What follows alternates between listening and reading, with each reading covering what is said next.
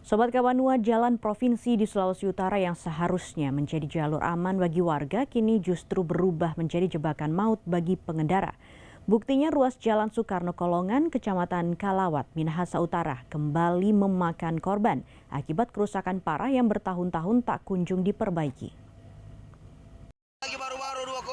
Rekaman amatir warga menunjukkan detik-detik dua wanita terjatuh dari motor setelah menghantam lubang besar di Jalan Soekarno pada Minggu kemarin.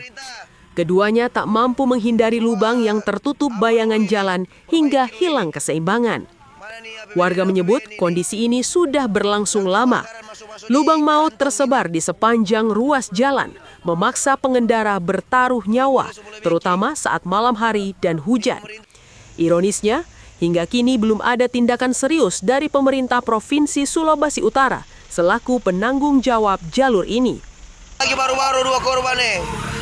Kesian gara-gara lubang. Ini lubang itu udah dapat tako.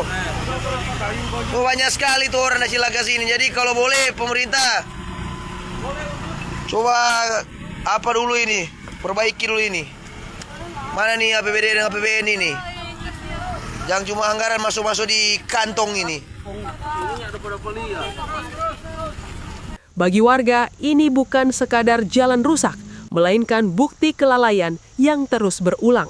Warga mendesak perbaikan permanen segera dilakukan sebelum aspal yang koyak ini kembali merenggut nyawa pengguna jalan. Brian Umboh melaporkan untuk Kawanua TV.